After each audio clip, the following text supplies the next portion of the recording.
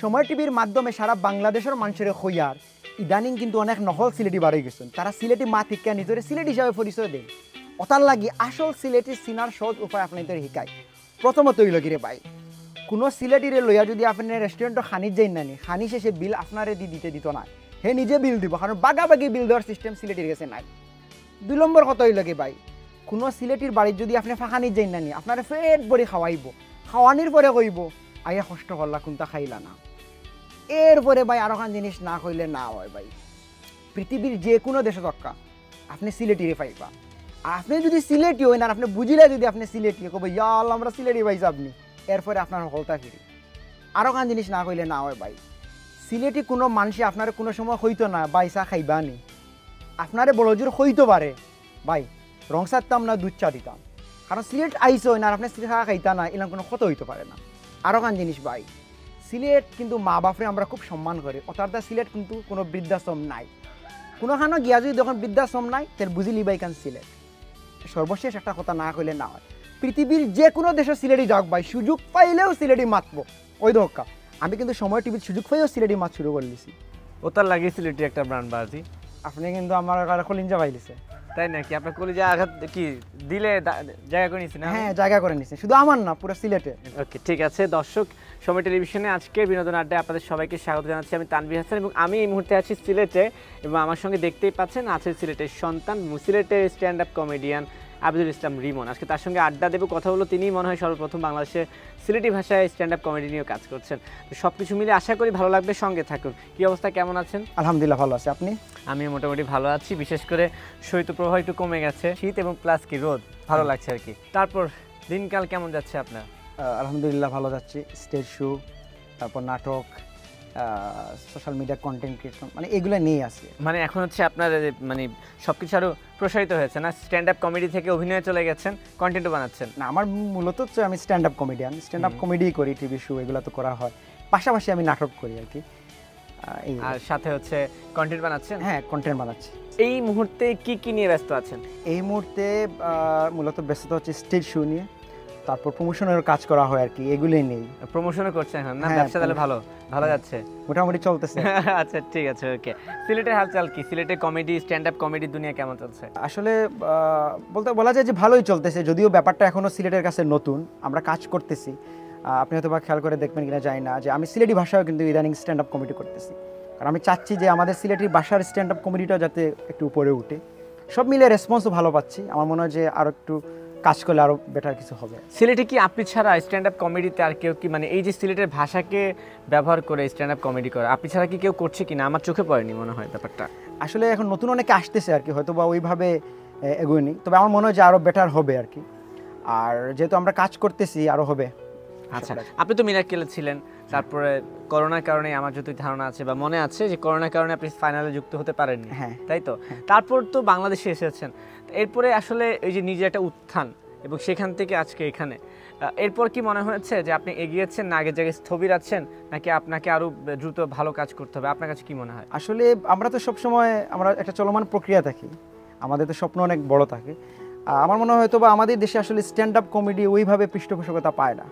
তারপর আমাদের নিজেদের চেষ্টায় টিভি শো যেগুলো কাজ করা হয় আর কি, কিংবা স্টেজ শো, ওইগুলো নিয়ে আসি।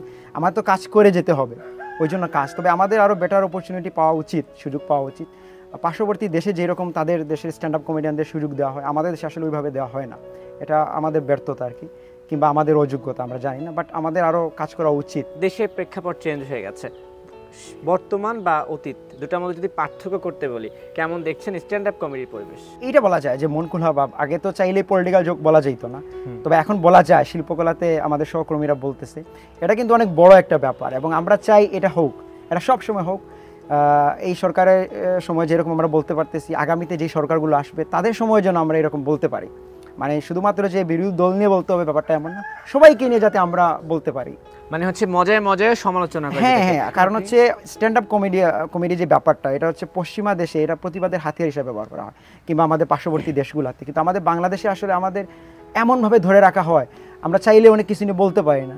এরিনিয়া বলতে পারি না, ওরেনিয়া ধরেন ওরেনিয়া যুগ বলে বলে ও ভাবে যে আমি হচ্ছি আরেক দলের, মানে এই ব্যাপারগুলো আসে। মানে বিপক্ষ মত বা বিরোধী মত এটা আসলে আমরা একটু সহনশীল না, একটু নিজের মতামতের বিপক্ষে চলে গেলে মনে হয় এই তো মনে হয় উদলে। হ্যাঁ এইটাই, আমি চাইবো যে সবাই যেন মন খুলে আমাদের ভালোবাসে, আমাদের পারফর্ম করতে দেয়। সবচেয়ে বড় ব্যাপার হচ্ছে যে সমালোচনা গ্রহণ করার মানসিকতা থাকতে হবে, যে কোনো ভুল হলে সেটা সমালোচনা করলে সেটা পক্ষ বিপক্ষ না নিয়ে সেটা ভুলটাকে স্বীকার করা। আর একটা বিষয় আপনি খেয়াল করে দেখবেন না, কয়েকদিন আগে যে সিঙ্গার তাহসানের একটা ইন্টারভিউ দেখছিলাম, ও বলছিল যে স্ট্যান্ড আপ কমেডি এটা পশ্চিমা দেশে অনেক জনপ্রিয়, আমাদের বাংলাদেশে ওইভাবে নিচ্ছে না পাবলিক।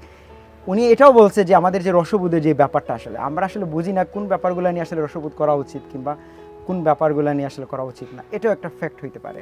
আচ্ছা, এই যে বলছিলেন না যে সমালোচনা, এখন আপনারা চাইলেও পলিটিক্যালিও সমালোচনা করতে পারছেন, কিন্তু এই ক্ষেত্রেও একটু বিতর্ক আছে। যেমন আমি রিসেন্টলি যে কোনো একটা প্রোগ্রামে গিয়েছিলাম স্ট্যান্ড আপ কমেডি, সেখানে আমি গিয়ে দেখেছি যে স্ট্যান্ড আপ কমেডি চলছে, তার মধ্যে সেখানে এমন কিছু ভাষা বা শব্দ চয়ন করা হয়েছে যে উপস্থিত দর্শক ক্ষুব্ধ হয়ে গেছেন, এবং তিনি একটা কথা বলেছেন যে আপনাদেরকে সবসময় মাথায় রাখতে হবে যে এখানে আমি এসেছি, সঙ্গে আমার সন্তানও আছে, সঙ্গে আমার স্ত্রীও আছে।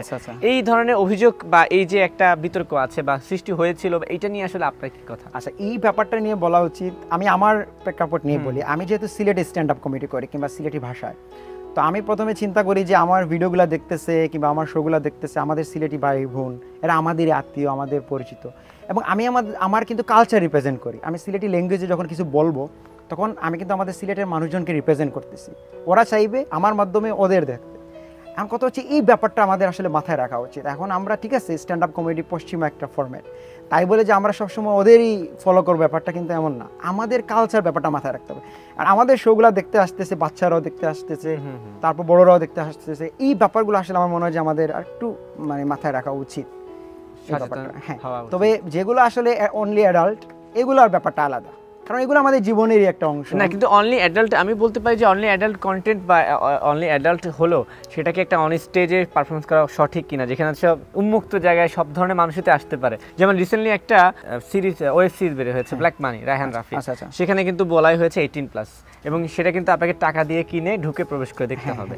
ওখানে কিছু ভাষা ইউজ করা হয়েছে যেগুলো আসলে সবার জন্য প্রযোজ্য নয়, কিন্তু আপনি যখন একটা উন্মুক্ত কনসার্ট, সেখানে কিন্তু যে কোনো মানুষ এমনিতেই আসতে পারে, সেই জায়গায় কিন্তু মনে হয় ভাষার ব্যাপারে সচেতন থাকা উচিত। হ্যাঁ, সচেতন থাকা উচিত। আসলে বলতে গেলে অনেক সময় হয় কি যে পরিবেশ ডিপেন্ড করে আসলে। এখন একজন পারফর্মার যখন দেখবে যে পরিবেশটা আসলে ওইগুলো যাবে, অনেক সময় সে বলে ফেলতে পারে, এগুলো হয় আর কি পরিবেশ। আর অনেকটা এটা পারফর্মার উপর ডিপেন্ড করে, কারণ আপনি কি বলবেন। যেমন আমি কোথাও স্টেজে পারফর্ম করতে গেলে আমি ব্যাপারটা মাথায় রাখি যে আসলে এগুলো বলা উচিত হবে কি হবে না। এখন দেখা গেলো যে আসলে পারফর্মারের উপর ডিপেন্ড করে, আসলে তার কাছে হয়তো মনে হয়েছে যে এই অডিয়েন্সগুলো ফ্রেন্ডলি, আমি বলতে পারি, সেজন্য হয়তো বলছে। আর আসলে এগুলো আমাদের জীবনের একটা অংশ, তো আমার মনে হয় যে এই ব্যাপারগুলো আর একটু সচেতন হওয়া উচিত।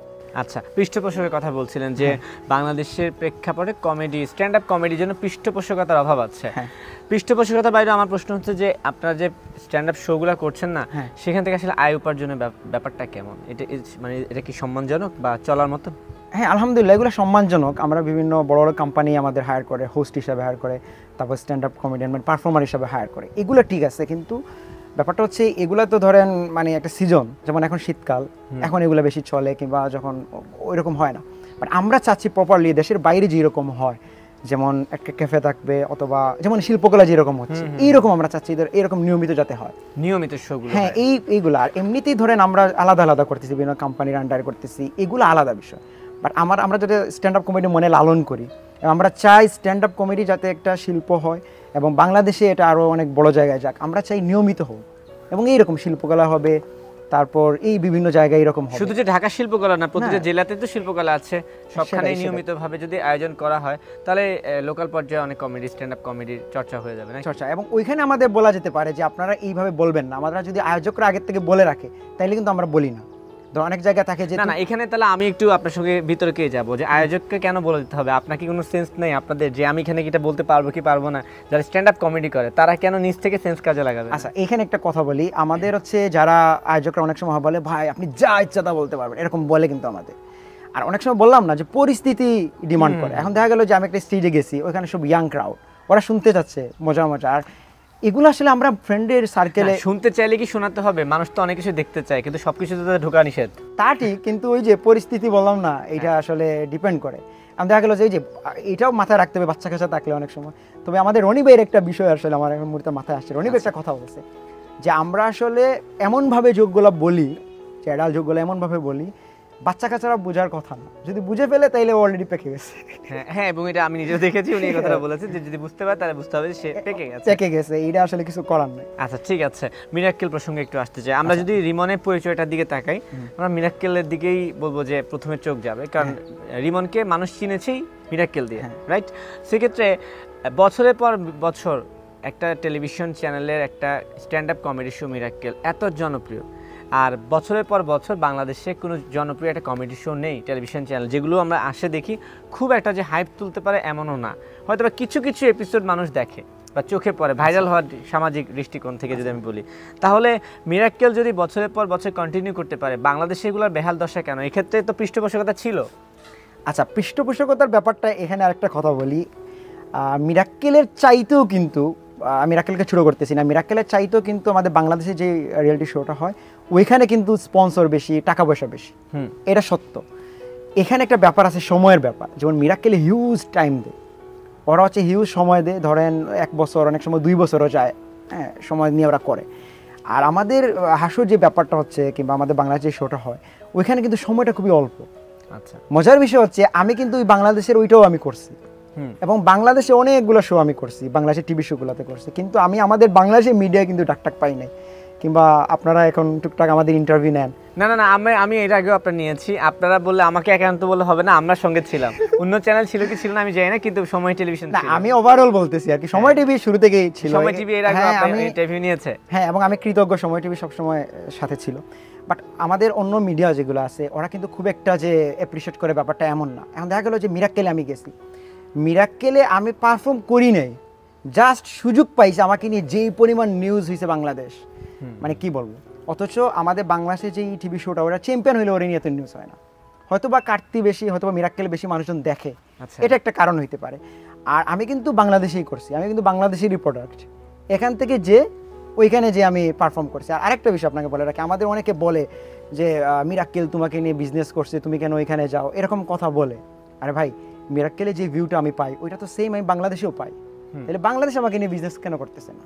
সেটা একটা কথা। আরেকটা আছে, হয়তো এই ক্ষেত্রে একটা উত্তর হতে পারে, একটা প্রবাদ আছে না, স্বদেশের বিড়াল ফেলে বিদেশের বিড়াল ধরি, এটা হইতে পারে। তবে ওই যে মিরাক্কেল যে ব্যাপারটা করে আর কি আপনাকে ব্র্যান্ড করে ফেলতে পারে, যেটা ওটাও একটা ব্যাপার হতে পারে। একটা মনে হতে পারে যে ধরুন মিরাক্কেল তো একটা অন্য দেশের প্রোগ্রাম, ভারতের একটা প্রোগ্রাম, তো যখনই ভারতের কোনো একটা চ্যানেলে গিয়ে বাংলাদেশে কেউ পারফরমেন্স করে, আমরা তখন খুব মনে হাইপ তুলে ফেলি যে বাংলাদেশের সিঙ্গার গিয়ে দেশের বাইরে গিয়ে হাইপ তুলে ফেলেছে, এটাকে মনে হয় আমরা খুব বড় করে দেখি। আচ্ছা, এই ব্যাপারটা খুব সুন্দর একটা বিষয় তুলে ধরছেন। আমি এখানে একটা বিষয় ক্লিয়ার করি। মিরাক্কেল একটা জিনিস দেখবেন, আপনি খেয়াল করছেন কিনা জানি না, আমাকে একটা প্রোমো করছিল যে বাংলাদেশের রিমন বলে, হ্যাঁ, মিরাক্কেলের মঞ্চে বাংলাদেশের রিমন আগমন, এরকম কিছু একটা তারাও করছিল প্রোমো। বাংলাদেশের যে ব্যাপারটা, আমার কিন্তু প্রত্যেকটা এপিসোডের আগে আমাকে নিয়ে প্রোমো করছিল, আলাদাভাবে হাইলাইট করছিল। এখন মানুষজন দেখতে বাধ্য, আমাদের দেশে একটা ছেলে, হ্যাঁ, ইন্ডিয়ান একটা ছেলে আমাদের দেশে, মানে বাংলাদেশের একটা ছেলে ইন্ডিয়াতে বাংলাদেশকে রিপ্রেজেন্ট করতেছে, জি বাংলায় আমরা দেখবো, বারবার আমাকে দেখাচ্ছে প্রোমোতে। বাংলাদেশের যে ব্যাপারটা এই দিক দিয়ে পিছিয়ে আছে, মানে বাংলাদেশের ব্যাপারটা হয় কি করতে পারে না, দায়ের একটা ভাব, মানে একটা শো করতে হচ্ছে, চ্যাম্পিয়ন হবে ওরে আমরা এত টাকা দিব, এত লক্ষ টাকা দিব, আমরা পুরস্কার দিচ্ছি, হ্যান তেন, ওরে যে ব্র্যান্ড করতে হবে, ওরে যে প্রমোট করতে হবে, এই ব্যাপারটাই ওদের মাথায় নাই। কিন্তু ইন্ডিয়া কি করে, আমার একটা এপিসোড আসার আগে পুরো বাংলাদেশের মানুষজন জেনে যায়, ইন্ডিয়ার মানুষজন জেনে যায় যে আমাকে নিয়ে আমার একটা এপিসোড আসতেছে, বলতে হয় না কাউকে, স্ট্যাটাস দিতে হয় না, কিন্তু বাংলাদেশ এটা জানে। আমি যদি স্ট্যাটাস না দেই তাহলে তো মানুষজন জানবেই না যে আমি বাংলাদেশে একটা শো করছি। ব্যাপারটা এমন হয়ে গেছে। এখন আমাদের বাংলাদেশের যারা আছেন টিভি, যারা ডিরেক্টর আছেন কিংবা প্রডিউসার আছেন, আমি তাদের অনুরোধ করবো আপনারা মার্কেটিং একটু মন দেন, যেটা মিরাক্কেল করে, বাংলাদেশ করে না। মানে হচ্ছে যে মার্কেটিং বা প্রমোশনাল ব্যাপারটা দুর্বলতার কারণে বাংলাদেশের অনুষ্ঠানগুলো মার খাচ্ছে। হ্যাঁ, ইভেন আপনারা একটা জিনিস খেয়াল করবেন, আমাদের যারা মেন্টর আছে ঘুরে ফিরে এরা কিন্তু মিরাক্কেলে যায়, মেন্টর হিসাবে কাজ করে। আপনি দেখেন কোনো অংশে কিন্তু কম না। আমাদের বাংলাদেশের যে রিয়েলিটি শোর যে হোস্ট আবু হেনা রনি, উনি কিন্তু মিরাক্কেলে চ্যাম্পিয়ন হয়েছে। তাইলে কোনো দিক দিয়ে কিন্তু বাংলাদেশ শোটা পিছিয়ে নাই। আমি যদি আপনাকে বাংলাদেশের সেরা 5 জন স্ট্যান্ড আপ কমেডিয়ানের নাম বলতে বলি, আপনি কোন 5 জনের নাম বলবেন? আচ্ছা, প্রথমেই তো আমি বলবো obviously Abu Hena Roni. Okay fine, গুরু আমাদের। হ্যাঁ, আচ্ছা, আবু হেনা রনি আছে, তারপর হচ্ছে নাবিদ মাহমুদ। নাবিদ মাহমুদ, হ্যাঁ, উনি হচ্ছে আবার অন্য জনরার কিন্তু বেশ জনপ্রিয়। হ্যাঁ, বেশ জনপ্রিয় নাবিদ মাহমুদ। তারপর হচ্ছে সাইফুর রহমান সাইফুর। তারপর হচ্ছে আরমান, কামারউদ্দিন আরমান। তারপর হচ্ছে মোহাম্মদ পরশ। তারপর হচ্ছে শাওন মজুমদার। এই যে আপনি 5টা নাম বললেন, এই 5 জনের মধ্যে বেশিরভাগই পরিচয় কিন্তু আমরা পেয়েছি মিরাক্কেল থেকে। এই কারণে আমি প্রশ্নটা করা যে আমাকে কেন ওই মিরাক্কেল বা অন্য একটা দেশের প্রোগ্রাম দিয়েই এদেরকে চিনতে হলো, কোথায় আসলে ঘাটতিটা?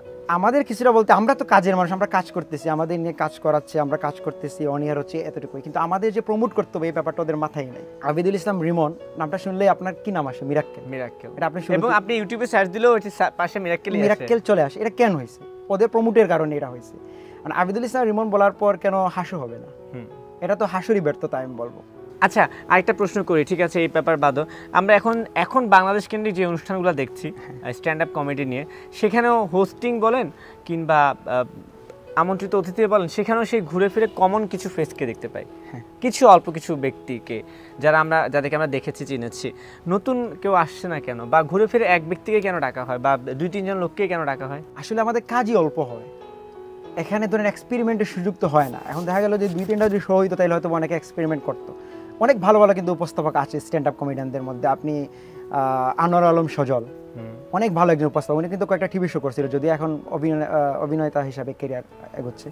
তারপর ইমদাদুল হক হৃদয়, আমার সবচেয়ে আক্ষেপ লাগে ইমদাদুল হক হৃদয়ের মতো একজন উপস্থাপক কিন্তু পর্যাপ্ত সুযোগ পাচ্ছে না, এবং উনি অনেকটা হারিয়েও গেছে। আমি বলবো যে বেশ নিরালায় হারিয়ে যায়নি, কিন্তু অনেক আড়ালে চলে গেছে ইতিমধ্যে।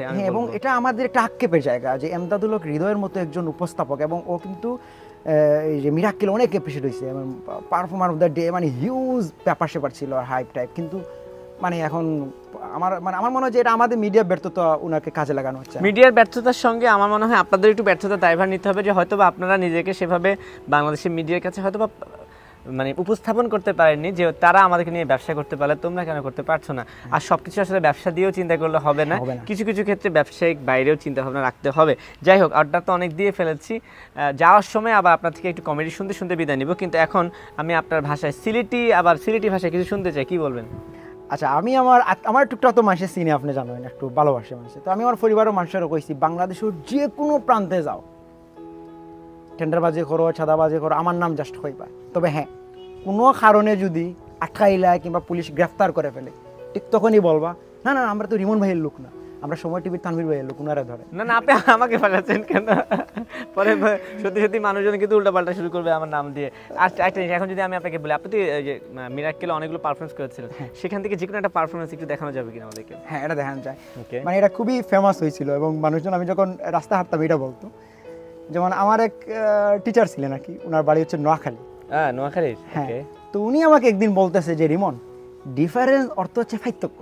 তো আমি বললাম স্যার, উচ্চারণটা কি পার্থক্য হবে না পার্থক্য হবে? তো স্যার আমার বলতেছে পার্থক্য আর পার্থক্যের মধ্যে কোনো পার্থক্য নেই।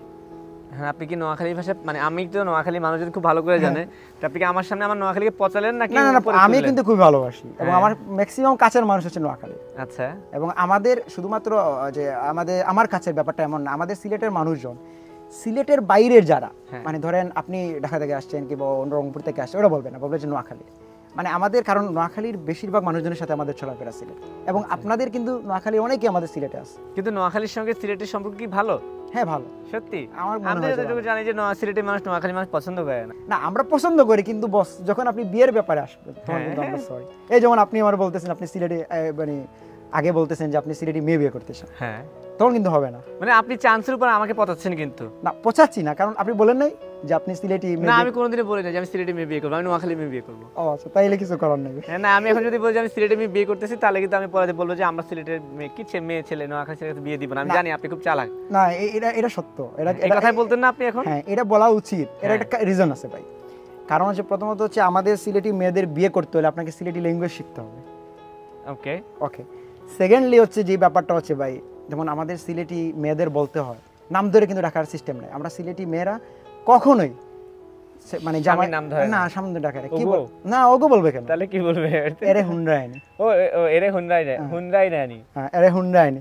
তারপর আরেকটা জিনিস ভাই, আমাদের সিলেটি মেয়েদের যখন মানে স্বামীরা প্রশংসা করে যে তোমাকে অনেক সুন্দর লাগতেছে, যেমন আপনারা কি বলেন, ও মেয়ের, আপনাদের যে মেয়েরা ওরা বলে তো থ্যাংক ইউ। দেন নোয়াখালী একটা মেয়েকে ওর স্বামী যখন বলবে যে তোমাকে অনেক সুন্দর লাগতেছে, কি বলবে? Thank you. আমাদের মেয়েরা কি বলে জানো? হরডং বাদ দাও। হরডং বাদ দাও, ঢং করো না, পাত্তা দিল না। তারপরে না, এটা হচ্ছে ভাই, এটা ইমোশন, আপনারা বুঝবেন। এই যে এরে হুনরাইনি, হ্যাঁ। এটা বলার মধ্যে যে ফিলিংসটা আছে ভাই, অগর শুনছে এটা বলার মধ্যে ফিলিংসটা কিন্তু নাই। যে কাজল ইসলাম রিমন, আপনার সঙ্গে অনেক আড্ডা দিয়েছি, শেষমেশ আপনার দর্শকদের উদ্দেশ্যে কিছু বলবেন, আপনার ভক্তদের উদ্দেশ্যে কিছু বলবেন। আরেকটা বলতে চাই যে এরপর একটা স্ট্যান্ড আপ কমেডি দিয়ে আজকে আমরা ছোট্ট করে বিদায় নিব, ঠিক আছে? একদম। ওকে। দর্শকের উদ্দেশ্যে একটাই কথা বলবো, সবার আগে আমাদের দেশ, আমরা যে কোনো পরিস্থিতি থাকি না কেন আমাদের দেশকে ভালোবাসতে হবে এবং স্ট্যান্ড আপ কমেডির সাথে থাকুন। আমরা প্রতিবাদের হাতিয়ার হিসাবে কাজ করতে চাই দেশের জন্য, আপনাদের জন্য। ওকে, আর এখন একটা কমেডি শুনতে শুনতে আমরা বিদায় নিচ্ছি দর্শক, কোনটা করবেন? আচ্ছা সেটা তো আপনি শুরু করতে পারেন। ওকে, রেডি, স্টার্ট। কয়েকদিন আগে আর কি আমার একটা ফ্রেন্ডের কোলে একটা বাচ্চা দেখলাম, তো আমি বললাম কাহিনী কি রে? এই বাচ্চাটা কই থেকে আসলো? বলো দোস্ত এই বাচ্চাটা হইতেছে আমাদের বিয়ের মাস্টার মাইন্ড। বললাম বিয়ের মাস্টার মাইন্ড কিভাবে? বলো দোস্ত এই বাচ্চারা যদি তোর ভাবির পেটে না আসতো তাইলে আমাদের বিয়েই হইতো না। আচ্ছা ঠিক আছে, ওকে, আমি বুঝতে পেরেছি কি বুঝিয়েছেন। সেদিকে আমরা না যাই, যারা বুঝবে তারা মনে করবে যে পেকে গেছে। হ্যাঁ, আবু হায়দার অনি ভাই না? যারা বাচ্চারা যদি বুঝতে পারে তাইলে ও পেকে গেছে। ঠিক আছে, আপনাকে অসংখ্য ধন্যবাদ, ভালো থাকবেন। ধন্যবাদ আপনাকে।